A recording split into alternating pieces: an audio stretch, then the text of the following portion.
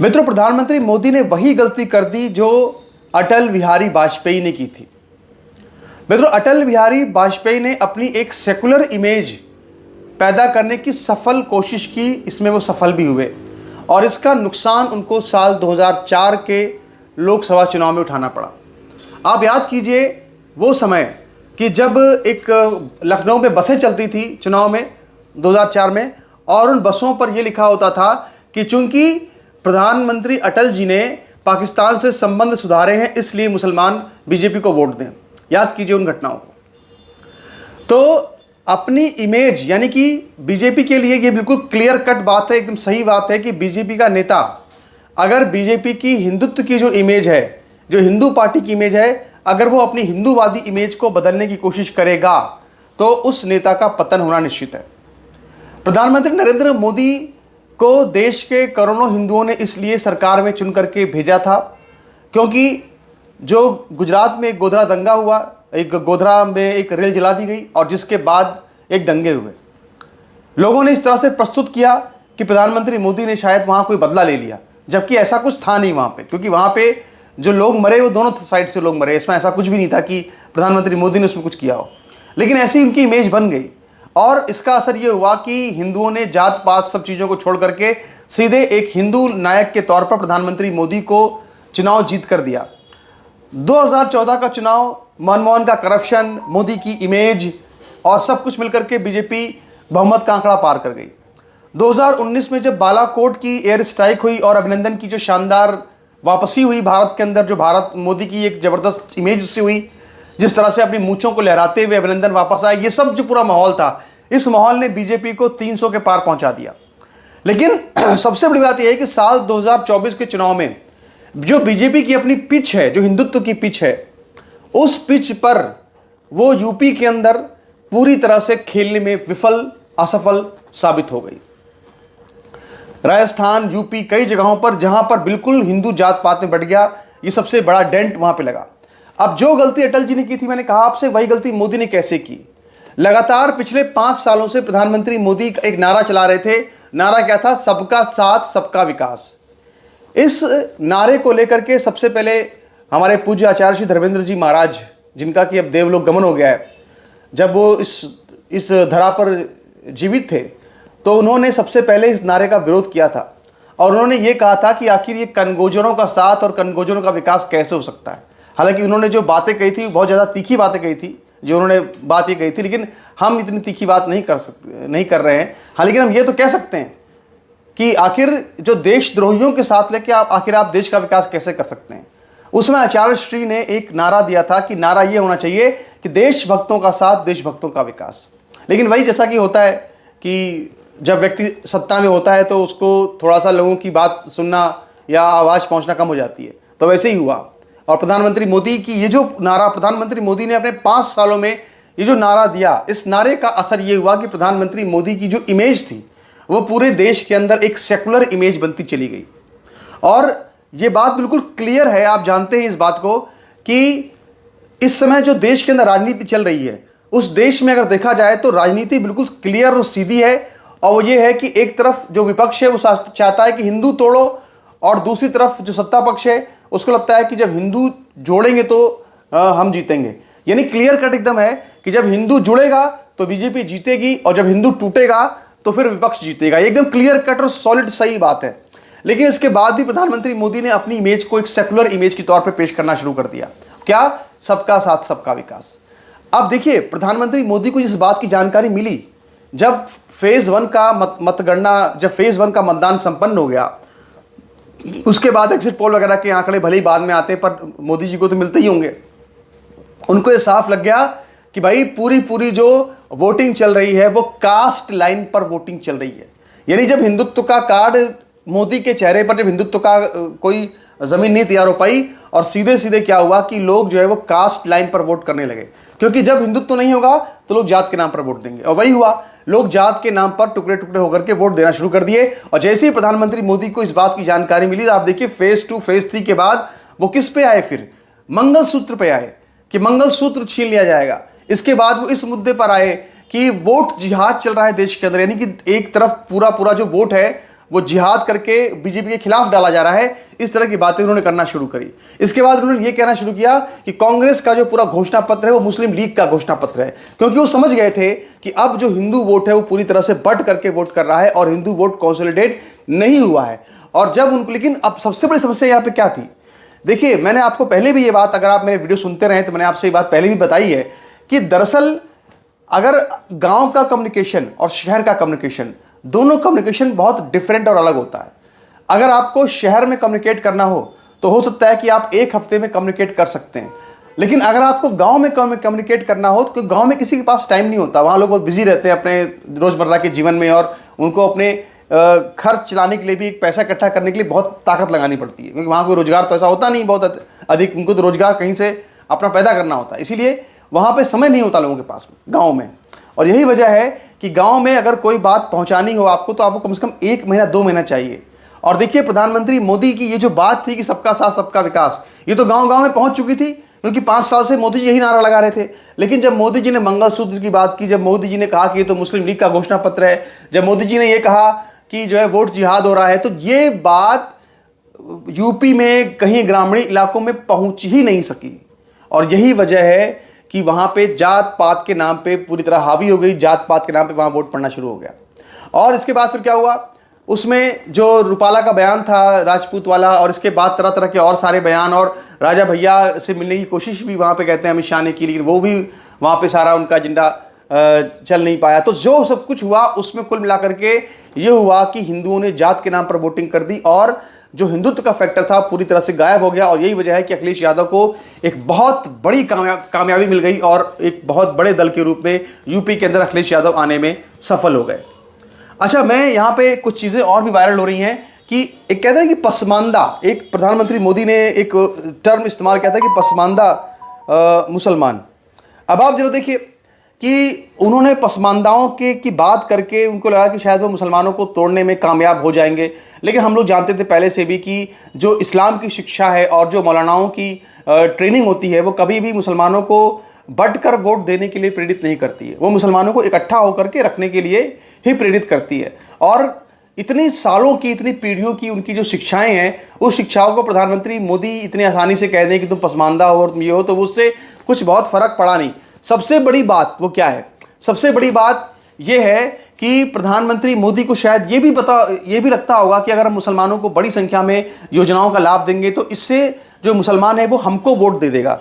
लेकिन मेरे पास एक ट्वीट आया हुआ है, ट्वीट पांचजन ने कहा है, मैं इसको पढ़ना चाहता हूं, एक बार आपको स्क्रीन पर दिख भी रहा होगा कि रामपुर में एक पोलिंग बूथ है जहां पे कि 100% मुस्लिम मतदाता हैं, वहां पे कुल वोट पड़े 2322, बीजेपी को वोट पड़े 0, और इस गांव में पीएम आवास योजना के तहत 532 आवास दिए गए थे।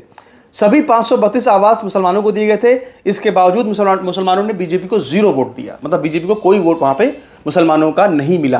तो दरअसल ये जो लगातार उनकी एक चाहत थी कि हम पसमानदाओं को या पसमानदाओं के नाम पर बात करके या मुसलमानों को अपने साथ ले लेंगे, लाभार्थी वर्ग बना लेंगे, ये उनकी जो योजना थी पूरी तरह से फेल साबित हो गई। लेकिन आप देखिए गांव में इसका इंपैक्ट क्या हुआ। इसका इंपैक्ट गांव में ये हुआ कि आप देखिए अगर कहीं मान लीजिए मकान बनने हैं पीएम आवास के तहत, तो वहां पे अगर हिंदुओं को मान लीजिए 20 मकान मिल रहे हैं तो वहीं मुसलमानों को 40 मकान दिए जा रहे थे। और ये सब चीज़ें ऐसा नहीं कि पता नहीं थी, ये सब चीज़ें सब शीर्ष लेवल पर बीजेपी के नेतृत्व को जानकारियां थी, और शायद ये जानबूझ कर हो रहा था, और इसलिए हो रहा था कि शायद उनको जो वोट है वो मुसलमानों का मिलेगा। लेकिन इससे एक तरफ तो उनको मुसलमानों का वोट मिला नहीं, दूसरी तरफ वहाँ पे जो हिंदू जिनको आवश्यकता थी वाकई में मकान की, उनको उतने मकान नहीं मिले, और या उनको ये लगा कि ये योजनाओं का लाभ तो इनको ज़्यादा मिल रहा है, हमको कम मिल रहा है। ये बात भी लोगों में भावनाएं घर कर गई, और इस तरह से जो एक मोदी की छवि थी, इमेज थी कि भाई सबका साथ सबका विकास, विकास सबका साथ सबका विकास उन्होंने रखा है उसमें। लेकिन जो विकास वाली बात है, बड़ी दिक्कत ये है कि जो भी दिल्ली में आता है बीजेपी का नेता, उसको लगता है कि हम जल्दी से अब जो है मतलब राजा हरिश्चंद्र की तरह से जो है बन जाएं, जो भी उनके मन में इमेज रहती हो। तो बेसिकली ये जो इनका नारा था सबका साथ सबका विकास, ये सबसे ज़्यादा प्रधानमंत्री मोदी को डेंट किया है। सबसे ज़्यादा प्रधानमंत्री मोदी को अगर नुकसान पहुंचाने में किसी का अगर रोल रहा है तो इस नारे का रोल रहा है, क्योंकि इस नारे में देखा जाए तो उन्होंने अपनी तरफ से कोशिश तो पूरी कर ली सबको साथ सबको साथ जोड़ने में, लेकिन उसमें उनके साथ कभी भी मुसलमान उनके साथ खड़ा नहीं हुआ। और अगर आप पूरी हिस्ट्री को उठाकर देखें तो चाहे आप 1947 को उठाकर देखें तो देश की मतलब पूज्य मातृभूमि जो हमारी रही, भारत भूमि जो हमारी रही, उसको तोड़ने में सबसे जो बड़ा योगदान किसका रहा? मुस्लिम लीग का रहा। और मुस्लिम लीग को यहाँ से पूरे भारत से जिस तरह के वोट मिले थे, इसमें किसी को बताने की जरूरत नहीं है कि उनको किस तरह से वोट दिए गए थे मुस्लिम लीग को, किसने वोट दिए थे। सबको पता है कि इस देश को तोड़ने में योगदान किसका था। लेकिन इसके बाद भी इतना लंबा सफर तय करने के बाद राजनीति का प्रधानमंत्री मोदी इस उम्मीद में थे कि शायद उनको कुछ वोट मुसलमानों का मिलेगा, लेकिन उनको कोई वोट मुसलमानों का नहीं मिला। अब आप समझिए, मैंने हमेशा ये बात कही है कि अगर साल 2022 का उत्तर प्रदेश का चुनाव जो हुआ था, अगर उसमें योगी फैक्टर नहीं होता तो वो चुनाव भी उत्तर प्रदेश में बीजेपी के लिए जीतना बहुत मुश्किल था। अगर वो चुनाव बीजेपी जीती, वो बहुत टफ चुनाव था, और बीजेपी अगर उस चुनाव को जीती तो इसलिए जीती क्योंकि योगी जी के तन पर जो है भगवा वस्त्र है, वो भगवा वस्त्र की विजय थी। इसलिए विजय थी भगवा वस्त्र, क्योंकि उस समय वहां पे योगी जी ने सबसे बड़ी बात क्या, योगी ने शुरू से कहा कि ये जो लड़ाई यूपी की है, ये 80-20 की लड़ाई है। उन्होंने कहा कि 20% मुसलमान, 80% हिंदू, ये 80-20 की लड़ाई है। उन्होंने शुरू से, पहले दिन से उनका एजेंडा यही था। और उन्होंने ये बात कहा कि अगर आप जब वोट दे रहे हैं तो इस बात को ध्यान रख के वोट दें कि गजवाए हिंद हो सकता है। यानी उन्होंने पूरी तरह से हिंदू वोट को कंसोलिडेट करने में काफ़ी हद तक सफलता हासिल की।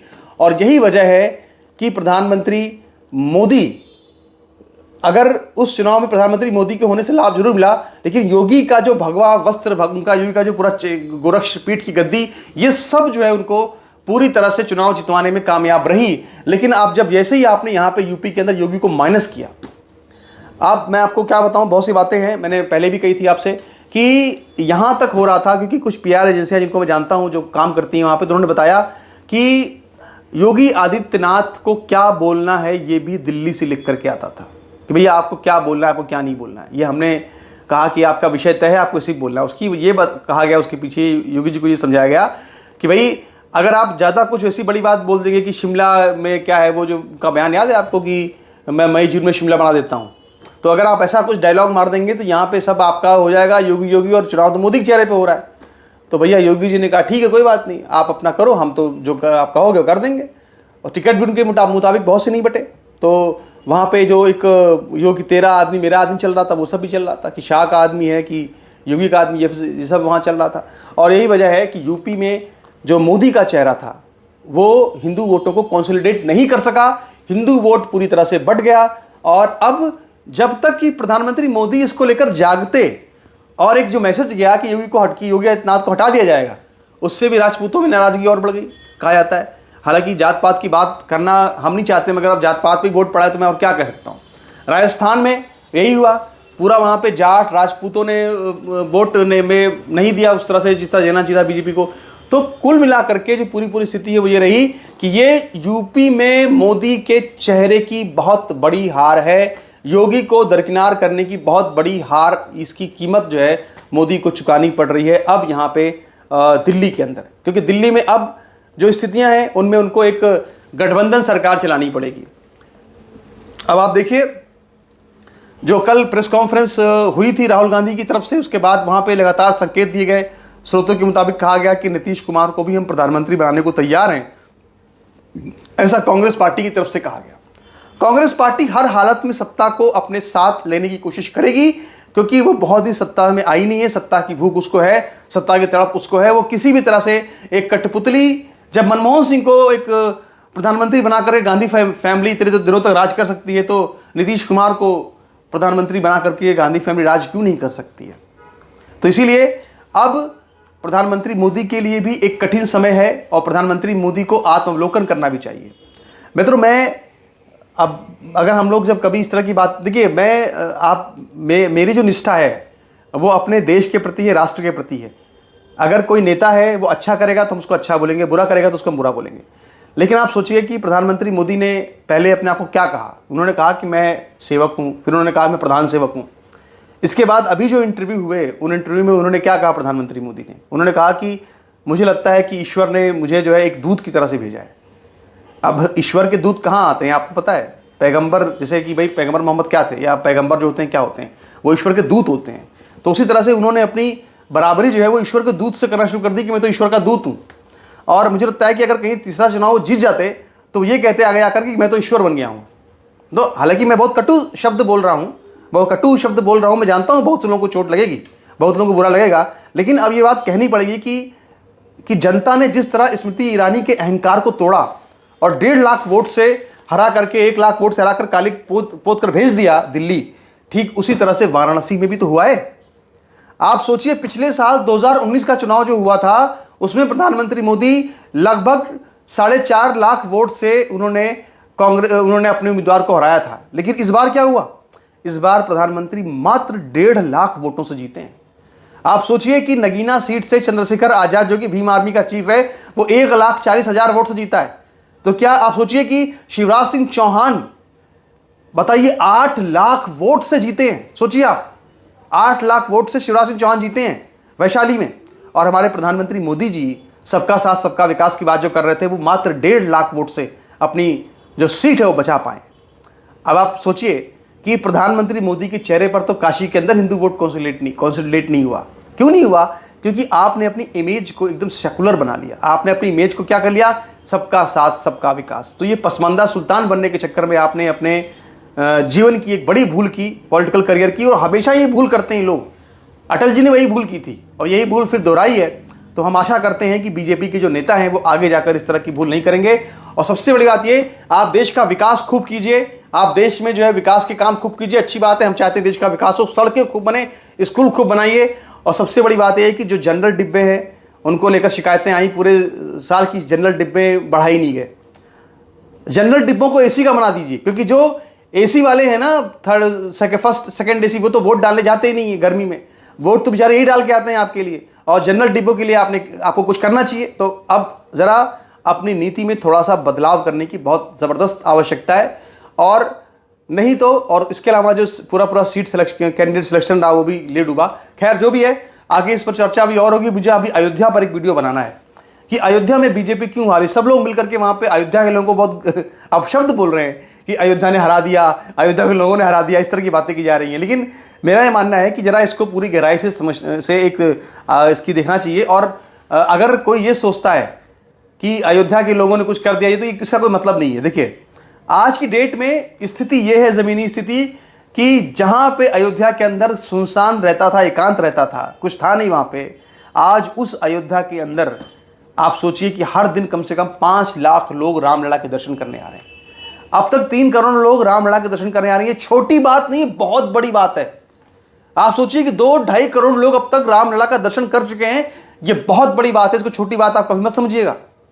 और इसीलिए मैं कह रहा हूं कि अगर किसी के मन में इस तरह का सवाल है कि अब बीजेपी की सरकार अगर केंद्र से चली जाएगी या कुछ हो जाएगा तो हम राम मंदिर का कुछ कर लेंगे, तो अगर इस तरह से कोई सोचता है तो वो अपने पैरों पर एक तरह से कुल्हाड़ी मार रहा है, क्योंकि ये कभी संभव नहीं है। देश में चाहे कितने ही जातिगत ये सब चीज़ें क्यों ना हो, लेकिन जब बात राम मंदिर की होगी तो पूरा सारा हिंदू जो है वो एक है। ये बात लोगों को समझनी चाहिए। और एक बात और बड़ी मैं बताना चाहूँगा कि अगर आप प्रधानमंत्री मोदी के सारे यूट्यूब वीडियो देखें तो आप देखिए, नरेंद्र मोदी की यूट्यूब वीडियोस चल नहीं रहे थे। बहुत उनके वीडियोस, भाषण जो थे वो 500 व्यूज़, 1000 व्यूज़, इस तरह के उनके व्यूज़ आ रहे थे।